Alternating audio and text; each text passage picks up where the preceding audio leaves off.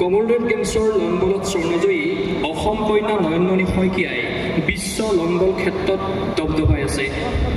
2022 বৰ্ষৰ কমনৱেলথ গেমছত ওমেন 4 ইভেণ্টত নয়নমণিয়ে সোণ জিনাৰ পাছতে অসমৰ লংবল ক্ষেত্ৰতো সৃষ্টি হ'ল এক নৱজাগৰণৰ শেহতীয়াকৈ চলিত 27 এপ্ৰিলৰ পৰা 4 মেলৈ ফিলিপাইনছত অনুষ্ঠিত 16 সংখ্যক এছিয়ান লংবল চেম্পিয়নশ্বিপত ওমেন ফ'ৰ্ছত অৰ্জন কৰিছে ব্ৰঞ্জৰ পদক ইয়াৰ পূৰ্বে 2025 বৰ্ষৰ 4 পৰা 6 অক্টোবৰলৈ লায়ন চিটি ছিংগাপুৰ প্ৰতিযোগিতাৰ ওমেন 4 ইভেণ্টত নয়নমণি শইকীয়াই আজৰি আনিছিল ব্ৰঞ্জৰ পদক আৰু শেহতীয়াকৈ লংবল বিশ্বকাপৰ ভাৰতীয় দলত স্থান লাভ কৰিছে এগৰাকী অসম কন্যা নয়নমণি শইকীয়াই তেখেতক আমাৰ মঞ্চৰ দৰ্শকসকলে এটা হাত চাপৰিয়ে আদৰিবলৈ অনুৰোধ জনালোঁ যিহেতু তেখেতে ভাল লাগিছে আৰু তেখেত আমাৰ খেলুৱৈসকলৰ কাৰণে এটা আমাৰ বাটকটীয়া বুলি ক'ব লাগিব বিশেষকৈ আমাৰ নৰ্থ ইষ্টৰ প্ৰথমগৰাকী অৰ্জুন এৱাৰ্ডী হয় আৰু হয়তো বহুত খেলুৱৈ আমি যেনেকৈ তেখেতক দেখি আমি অকণমান আগবাঢ়ি যাবলৈ সাহস পাওঁ আমি সেইটো বস্তু মানে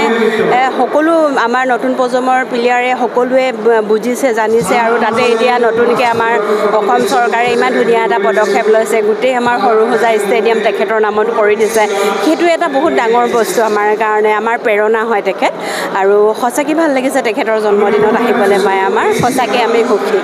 মালয়েছিয়াত বিশ্বকাপ হ'বলৈ গৈ আছে লংবলৰ আপুনি ভাৰতলৈ স্থান পাইছে কেনেধৰণে প্ৰস্তুতি আগবঢ়াই আছে প্ৰস্তুতিটো হৈছে আৰু আমি মালয়েছিয়ালৈ যোৱাৰ আগত আমি এইটো মাহত আমি গৈ আছোঁ ৱৰ্ল্ড চেম্পিয়নশ্বিপৰ কাৰণে আমি দুজন যাম অসমৰ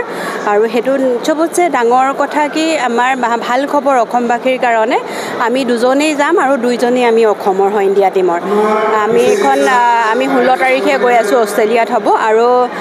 এইখন খেলাৰ পিছতে আমি আকৌ নেক্সট নৱেম্বৰত আছে আমাৰ ৱৰ্ল্ড কাপ আমি যোৱাকালি আহিছোঁ চিলেকশ্যন দি আৰু সৌভাগ্যবশত আমি দুইজনেই পাইছোঁ যিহেতু আৰু এটাই কথা ক'ম যে আমাক অকণমান ছাপোৰ্ট লাগে আমাক যিকোনো ক্ষেত্ৰতেই নহওক কি কোচ হওক বা আমাৰ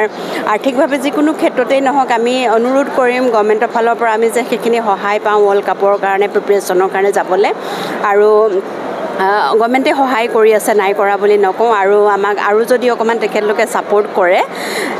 আমি চাগে হয়তো আৰু অকণমান আগবাঢ়ি যাবলৈ মানে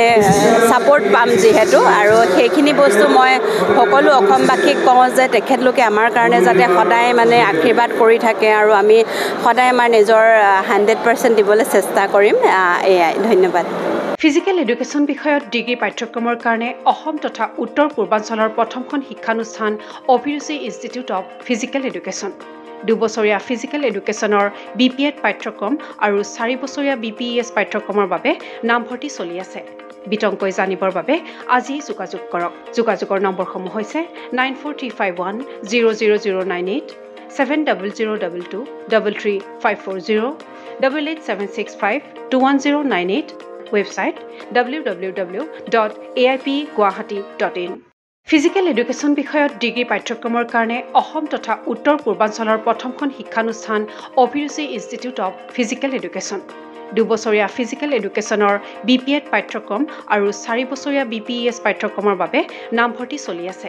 বিতংকৈ জানিবৰ বাবে আজি যোগাযোগ কৰক যোগাযোগৰ নম্বৰসমূহ হৈছে 9435100098